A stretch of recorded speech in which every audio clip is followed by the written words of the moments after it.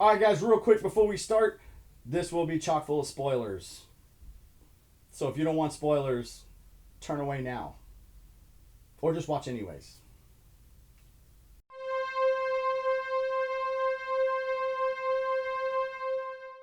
Breath of the Wild. What can I say about this game? Well, first of all, let me start by telling you what the game is about. The story picks up where Link is waking up from a cryogenesis type state. He's been sleeping, and he is now awoke. Apparently, there was this divine beast Ganon fought that 10,000 years ago, lost, and 100 years ago, I guess they fought again, and he defeated them, and he has pretty much, for lack of a better word, possessed them ever since. Well, as Link, you wake up 100 years after this last battle. You don't remember much, and that's half of the journey, is going around trying to remember things. People remember you. I guess in the world of Hyrule, people do not age like we age here, because someone who was just a kid 100 years ago, they're adults now, or at least physically grown to adults now. So you wouldn't remember who they were. He doesn't remember names. He doesn't remember much. Part of the game is going and finding different things in this open world map of Hyrule to jog your memory and to get pieces of the story and pieces of the memory of your memory back. And of course, along the way, you have help from several different people, the Zora people, the Gorons, etc., etc., etc. So that's pretty much the story of Legend of Zelda Breath of the Wild. So far, it is super fun. I've put about 100 hours or so into the game at time of filming right now, and truthfully, I don't even know how much more I'm going to put into it. Not that I'm going to stop playing, I just don't know how many more hours I will continue to play. It could be 150 hours, could be 200 hours, I don't know. I just don't know. So let's get into the game itself. Not talking about the story. Like I said, the story's pretty good. I can live with the story the way it is.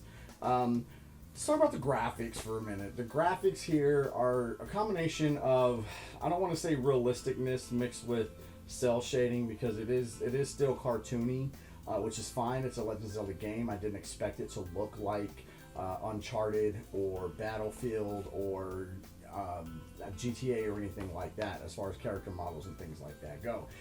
Hyrule is a made-up place, a made-up people, a made-up everything. It's a made-up world.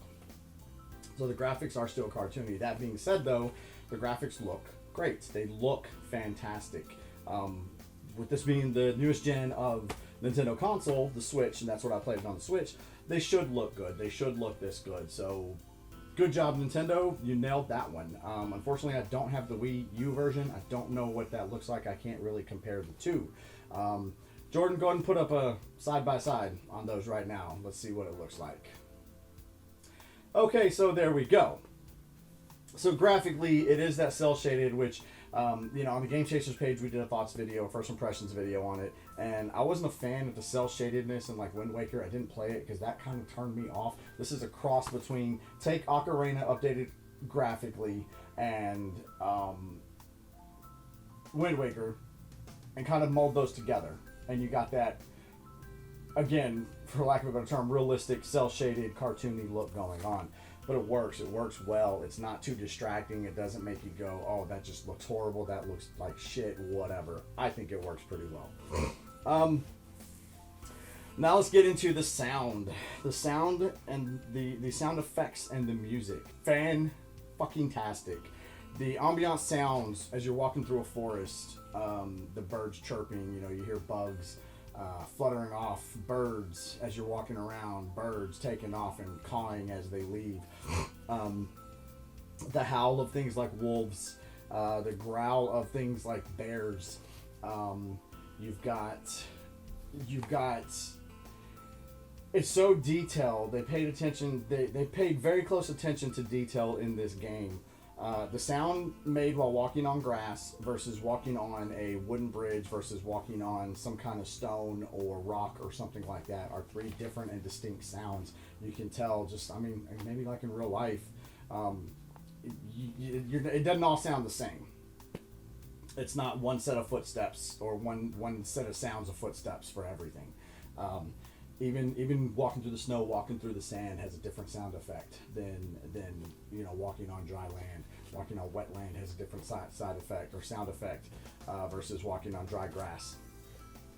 So it's fantastic in that aspect. And again, all the ambient sounds, all the music, it's not too loud, it's not too overpowering. The music, whenever you're just walking around in a village, a random village, it's calm, it's peaceful, it's serene. You have this sense of calmness. Like, I don't have to worry about something popping up out of the ground and attacking me, or an enemy jumping out of a tree coming out of nowhere, and I got to defend myself. At the same time, when that does happen in the game, throughout the game, it's kind of that classic video game / movie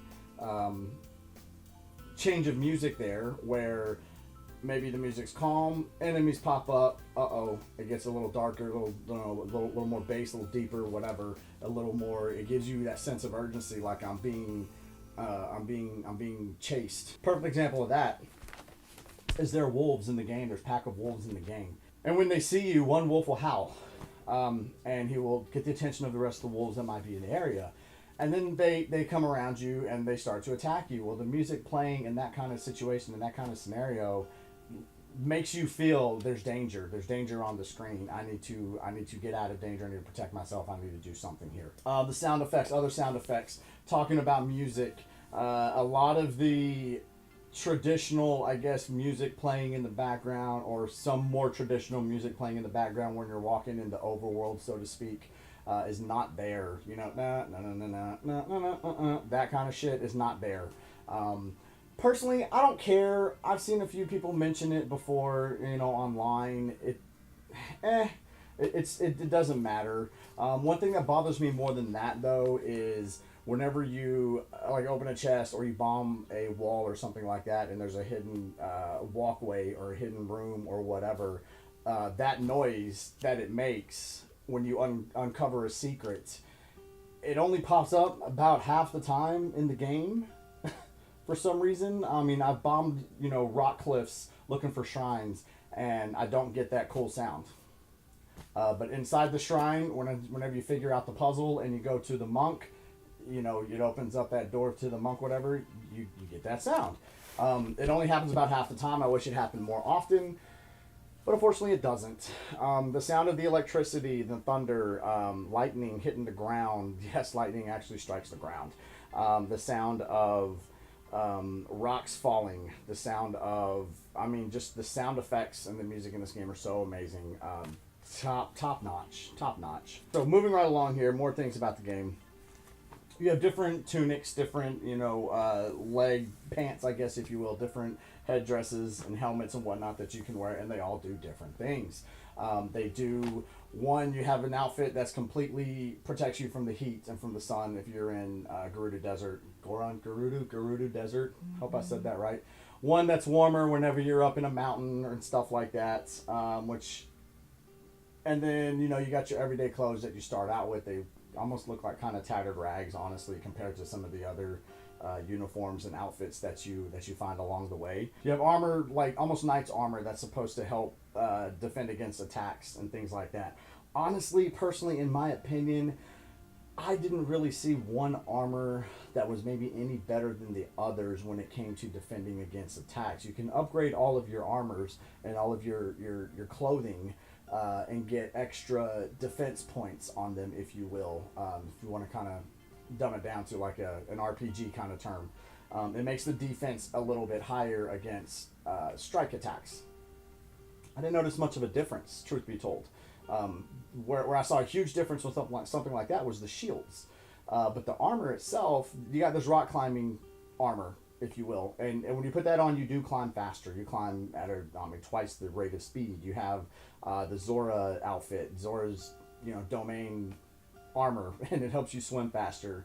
And once you get all three pieces and upgrade them enough, you actually get a dash attack in the water, which can be helpful fighting, like Octoroks and things like that when they pop up. And they do serve their purpose. Like I said, they help keep you cool, because if you're in an environment, and we're going to talk about the clothes here with the weather and probably transition into the weather itself, but if you're in an environment that's too hot, if you're in the desert, and it's scorching hot. It's 172 degrees or whatever it is, and you're wearing something that's too warm or something that's not going to cool you off, you will start overheating and you will start losing hearts at a rate of half a heart every few seconds, 10 seconds or whatever it is, almost like dying of heat exhaustion, honestly. Same thing if you're in cold. If you're in too cold of weather and you don't have anything warm enough to protect you from that element, you will again start losing hearts. Now notice that I think you lose hearts a little bit quicker in the cold than you do in the heat, almost as if you're freezing to death. And again, if you're in that type of environment and you jump in the water, it's pretty much instant death. So think of it like you're dying from hypothermia immediately if you jump in the water and you're in a cold environment. But going into the weather is a lot like real life in the sense where if you're climbing up a mountain, it starts to get colder. Once you get higher and higher and higher you're on that mountain peak, you're going to start seeing snow. And in a lot of other games where it's just something to look at, a different environment to look at. In this game, that environment matters. That environment, you have a temperature gauge, and as you get higher on a mountain, it starts going colder, colder, colder. And if you go too far and you don't have anything to protect you, like I said with the outfits, you will start to freeze. And in the desert, just like in real life in the desert, during the day it's scorching hot, and 120 degrees or whatever it is. At night it cools way down, just like it does in real life. I don't know if a lot of people realize how cold it gets in the desert at nighttime, especially if you're not by a major city. You know what I mean? Take Phoenix, middle of the desert. At night, it's not going to cool off a whole lot, all right? But if you're out, get 50 miles outside of Phoenix where there's nothing around you, no lights, no concrete, no big city stuff, any kind of shit like that could be, helping keep things warm. It does get cold to the point where you might need to put on a light jacket depending on your tolerance to that kind of weather. And that's the same in this game. It's like that. These are things that really impressed me about the game, because they took, and I said it earlier, they paid so much attention to detail with this game that they thought, okay, wait, if this is a desert, it's going to be hot, and at night when the sun goes down, it's going to get colder, and it does get colder. So I think that is really, really cool. The weather will change. You'll see night and day turn and go as you progress through the game. And basically 1 second in real time is 1 minute in game time. But it'll be morning, and you can even see shadows of things start to move. If you just stand there and watch something as the sun is setting, rising and setting, you will see the shadow of a rock or whatever the object may be that you're watching. You'll see the shadow start to move with the sun. Rain is another factor in this game. It rains quite often in this game, actually. And it's, here's what I'm saying about the rain for now. It sounds cool. It looks cool the first couple times you see it. There's also thunder and lightning storms. The lightning, if you are wearing metal, you can get struck by the lightning. Lightning will strike the ground next to you in this game. I think that is really cool, because I can't think of a game where you've ever seen anything like that. Is there one out there? Maybe. I can't think of it, though. How do you get heart pieces and get extra pieces of your stamina wheel? Well, there's shrines. You find these shrines. Some of them are plain as day. Some of them are right out in the open. Others you have to scale mountains. You have to go into caves. They're hidden a little bit. You have to do certain things to please a certain shrine or whatever, or a statue, and then the shrine will pop up. There's a bird where he has these riddles. You got to figure out his riddle, and then the shrine will pop up from the ground. Well, every 4 of these orbs is what you get. You either turn it in for a heart container, or you can turn it in for a piece of your stamina wheel, which is important. So when you're thinking about that, my suggestion basically would be get your 13 hearts first, go get the Master Sword, and then start working on at least your second wheel. And then I kind of go back and forth right now. I'm at about 2.5 wheels of stamina and 18-ish hearts right now. So at this point, I'll go get 8, 1 heart container, 1 piece of stamina wheel. But I'm kind of, my dude's kind of juiced up right now, honestly. Something else that I really like in this game is cooking. You got to cook, or you don't have to, but you can cook your own meals. You can cook apples. That's a really easy one. Apples are very abundant in this game. Don't just pass them by, pick them up. And yes, I know they only refuel a half a heart, but early on in the game, that's big. When you start out with three heart containers, that's huge. But you can cook these. Just about every village has a fire with a cauldron going where you can throw food in there and you can cook it. You can cook meat you pick up from killing different animals like birds, fox, boars, bears, moose. There's a rhinoceros looking thing. There's, several different kinds of birds from emus to cranes. You can cook all of that and it basically doubles. So if you have 5 apples that would refill 2.5 hearts, you throw it in here, you cook it, and then boom, now all of a sudden you're refilling 5 hearts at one time. And everything's like that. You can cook 1 apple, you can cook 3 apples, you can cook 5 apples. So the cooking is really important in this game, and it's really easy to farm food. Just, go around, just kill things. Pick up the apples, chop down the trees. That's another cool thing in this game. You can chop down trees. That's amazing. You can get firewood, and yes, you actually need the firewood and flint later on to start a fire. It is like they think this much about the game. It's ridiculous. Another thing in this game, you can pick up different items, ambers and luminous stones, diamonds, topaz, there's opal, there's rubies and sapphires. These things either turn into rupees, turn into money, or they turn into upgrading an item or maybe a piece of armor or something like that later on in the game. But if you need some quick cash, sell a stone. You can sell any of your food items, and when you cook a food item, it's actually worth more money because arrows is something that you run out of a lot. I find myself going back to different villages and buying as many arrows as I can because I've ran out, and maybe I haven't come across an enemy that's shooting arrows that's going to drop arrows for me to pick up. And yes, every weapon that these enemies drop, you can pick up and you can use. From shields to bows to different kinds of arrows, ice arrows, flame arrows, bomb arrows, regular arrows, different kinds of bows, weapons, the strength of the weapons. This is another thing. The weapons break. Now, a lot of people complain that they break too easily, and do they? I mean, kind of, yeah, they do. But there's so many weapon drops, you should not have an issue with finding a weapon. And if it's a big heavy club or a big two-handed sword or something like that, Link is going to use 2 hands. He's not Superman. He's not going to take this club that's twice the size of him and start swinging it around with 1 hand. Again, this is more the developers and the creators thinking, okay, what's realistic here? And that's the thing about this game. There's a lot of realism or realisticness when it comes to situations and things in this game. And I guess can weapons break in real life? Sure, they don't break as easily as they do in this game. However, that's not a huge issue when it comes to the game because there are so many weapon drops. I have found places where there's 5-6 different types of weapons, good powered up weapons. And in these shrines, you have tests of strength where you fight a small guardian, and he drops everything that he's trying to kill you with. He drops swords, axes, spears, shields, all that other stuff. Shields, that's another thing. The shields will break if they get overused.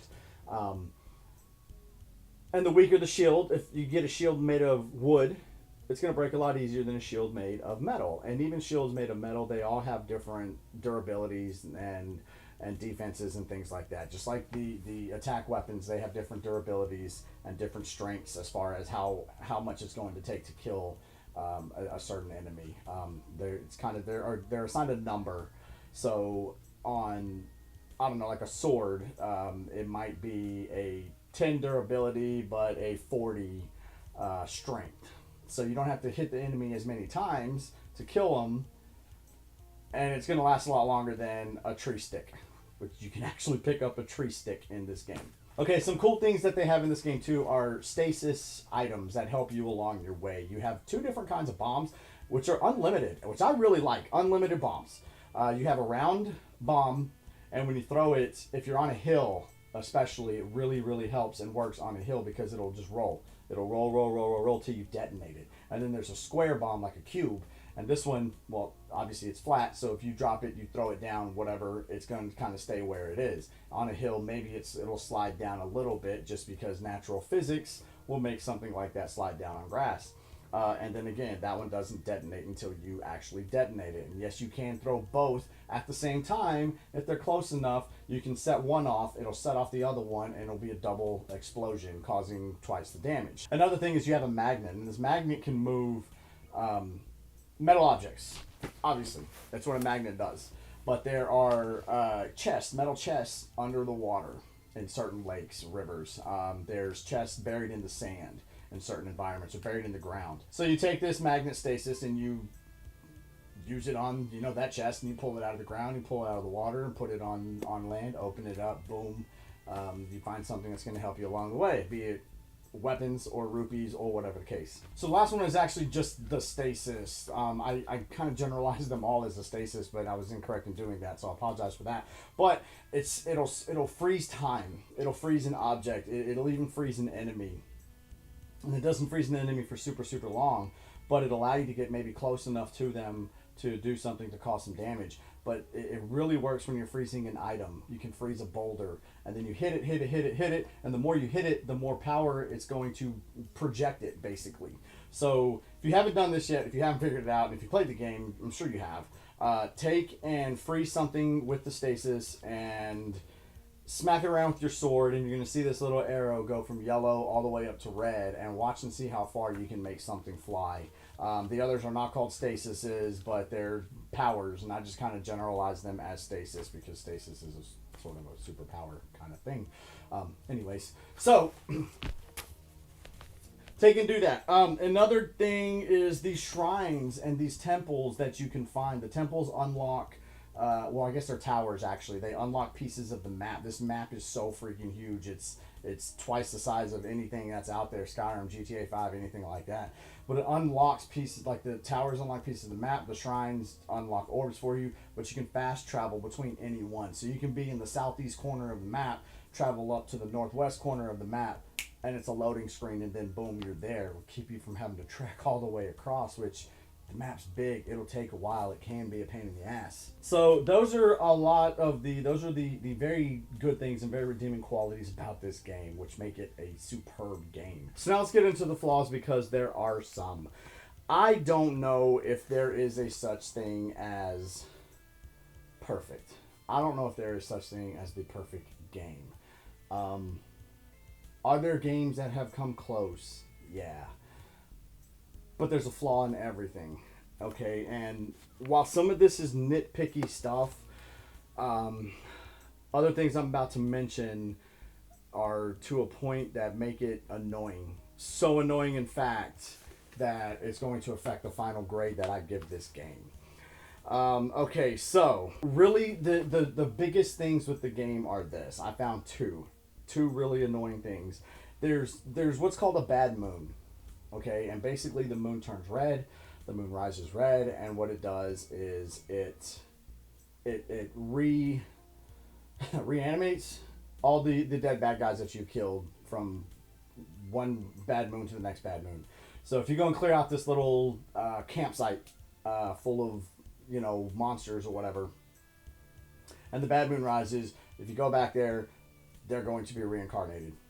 That's not a bad thing. And why is that not a bad thing? Because it allows you to go and farm weapons, arrows, rupees, whatever. Okay, it allows you to go and farm all of that stuff. So it's actually helpful. Here's where the annoying thing comes in. Every time this bad moon rises, it stops your game. It goes into this stupid cutscene, which is skippable.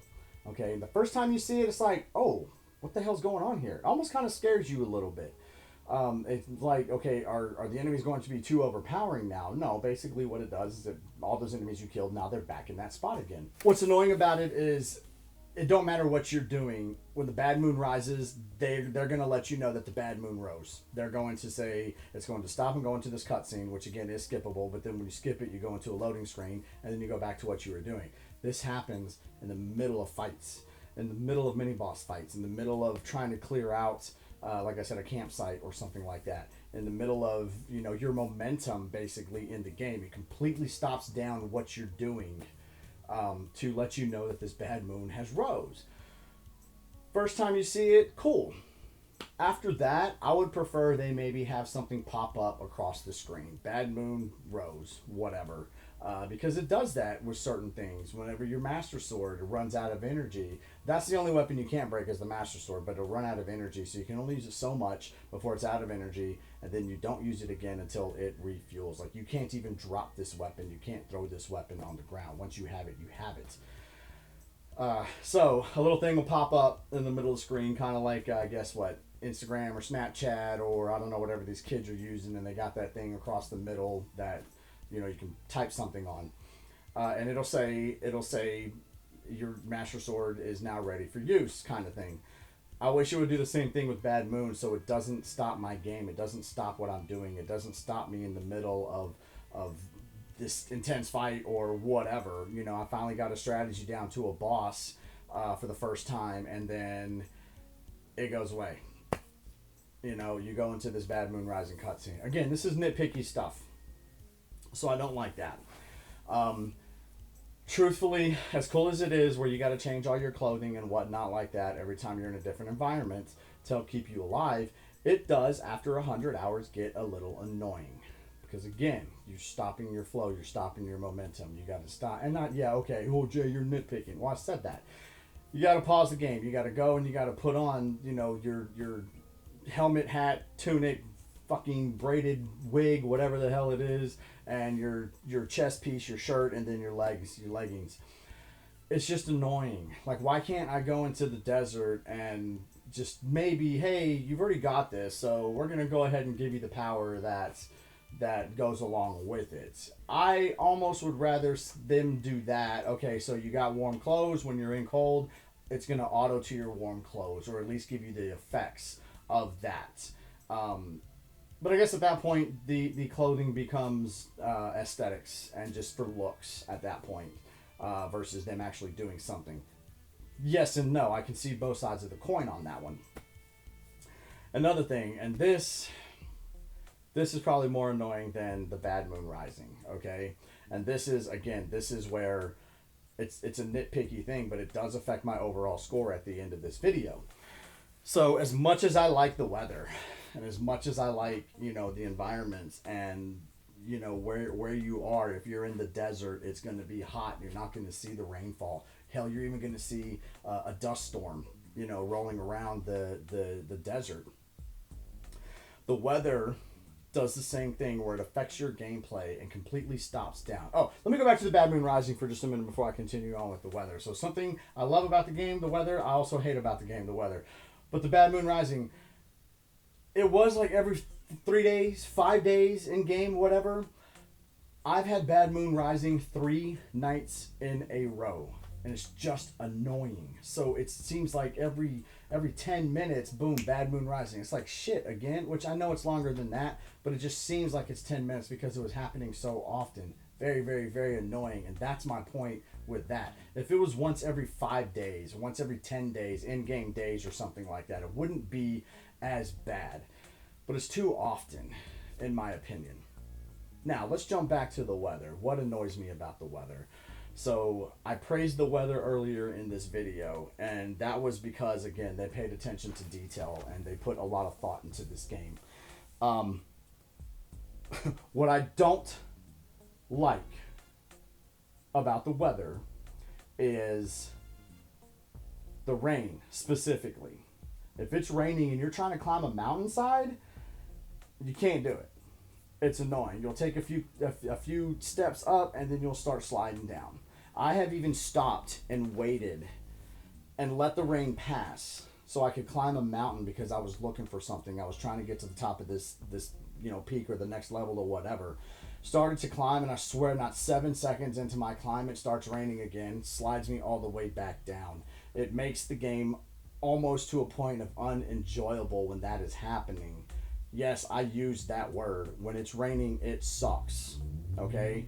The lightning is another thing. While it's cool to see lightning strike next to you, if you're holding something metal, you'll start flashing electricity first. And it tells you, go in and change all your weapons, or remove them if you don't have any weapons. Again, more pain in the ass. And yes, I do understand that in real life, if you're holding a metal shield, a metal sword, you're more prone to get electrocuted by lightning. However, as real as the game is, it's not real life. It is a game at the same time. And my biggest complaints with all that is it just disrupts the flow. It disrupts what you're doing in the game itself. But if those are the only two or three things, we're not doing too bad, right? So I am going to say this. Where does this rank all time for me on my Legend of Zelda list? Before this game, I would have said Legend of Zelda the original was my favorite. Ocarina after that, Twilight Princess after that. This one definitely better than Twilight Princess, probably even better than Ocarina, but I'm not sure yet about it being better than the original Legend of Zelda, only because it is the original Legend of Zelda. That's when I started playing Zelda back in 1987, I think it was. So that nostalgia, it's hard for me to look past and get past that nostalgia feeling and that old school feeling when it comes to this. At the end of the day, maybe it becomes my favorite Zelda of all time. Maybe. I don't know. Now, what score do I give it? Okay, yeah, I'm sorry you had to sit through this 20-30 minute video just for this. I guess you could have fast forwarded. I am going to give this, because of the things in it, and again, I have a hard time believing that everything or anything is perfect. I think I gotta go about 9.5, 9.75 overall out of 10. Which is still great, still fantastic, because there are flaws. And when I first got the game, I'm going to be honest, I was blown the fuck away. I was like, holy shit, I can't believe this. I can't believe this is this, and this is doing that, and blah, blah, blah, blah, blah, blah, blah. But as I played, as I put 70, 80, 90, 100 hours into this game, I start seeing things. And it took that long, too, okay? So let's be honest and be real here. It took that many hours before I started to say, okay, this rain is just annoying. It has to stop. This bad moon sucks. I'm tired of seeing it every 30 minutes. This lightning, I'm tired of changing out my weapons. So yeah, I would say I'm going to give it a 9.75 out of 10. So that's the Shady J rating right there. But this game, to simplify it, it's a good, go get it. If you have the means, I highly recommend you pick one up. This game, in my opinion, I'm going to say game of the year. I'm calling it right now. And if it's not for whatever reason, everybody can rub it in my face later on. But I'm saying game of the year. It's on the Wii U. It's on the Switch. This is a console seller. People will buy the Switch just to buy this game on the Switch because it's the newest version of console. So that's it. And thank you for watching. And hopefully you tune into my next review.